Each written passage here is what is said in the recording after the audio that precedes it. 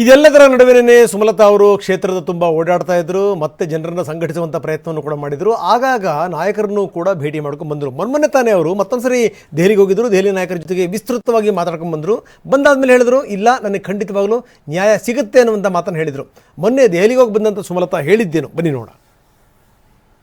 ಬೇರೆ ಅವರು ಆ ರೀತಿಯ ಒಂದು ಸಲಹೆ ಪ್ರಸ್ತಾಪ ಮಾಡ್ತಾ ಇದ್ದಾರೆ. ನಾನು ಯಾವುದೇ ಕಾರಣಕ್ಕೂ ಮೊದಲಿಂದ ನಾನು ಬೆಂಗಳೂರು ನಾರ್ತ್ಗೂ ನಾನು ಬೇಡ ಅಂದವಳು. ಚಿಕ್ಕಬಳ್ಳಾಪುರ್ಗೆ ನಾನು ಯಾಕೆ ಹೋಗಲಿ ಮಂಡ್ಯ ಬಿಟ್ಟು, ನನ್ನದೇನಿದ್ರು ರಾಜಕೀಯ ಮಾಡಿದ್ರೆ ಮಂಡ್ಯದಲ್ಲೇ ಅಂತ ಹೇಳಿದ್ದೆ.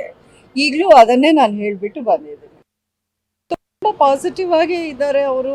ಇನ್ಕ್ಲೂಡಿಂಗ್ ಅವರೇ ಹೇಳಿದ್ದು, ಪ್ರೈಮ್ ಮಿನಿಸ್ಟ್ರು ಇಷ್ಟು ಬಿಡುವಿಲ್ಲದ ಸಮಯದಲ್ಲೂ ಅವರೇ ಫೋನ್ ಮಾಡಿ ಅವ್ರನ್ನ ಕರೆಸಿ ಮಾತಾಡಿ ಅನ್ನುವಂಥ ಮಾತನ್ನು ಹೇಳಿದ್ರು. ಅದಕ್ಕೆ ನಿಮ್ಮನ್ನು ಕರೆಸಿದ್ವಿ ಅಂತ ಖುದ್ದಾಗಿ ನಡ್ಡಾ ಅವರೇ ಹೇಳಿದ್ದು ನನಗೆ.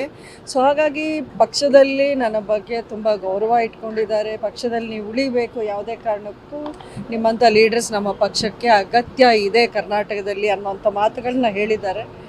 ಸೊ ಹಾಗಾಗಿ ತುಂಬ ಪಾಸಿಟಿವ್ ಅಂತಲೇ ನನಗೆ ಅನ್ನಿಸ್ತಾ ಇದೆ. ನೋಡೋಣ ಮುಂದೆ ಏನಾಗುತ್ತೆ, ಪಕ್ಷ ಯಾವ ನಿರ್ಧಾರ ತಗೊಳುತ್ತೆ ಅಂತ ಕಾದು ನೋಡಬೇಕು. ಸೊ ಈ ಮುಖಾಂತರ ಮಂಡ್ಯದಲ್ಲಿ ಟಿಕೆಟ್ ತಪ್ಪಿದೆ, ಹಾಗಾದರೆ JDS ಪಕ್ಕ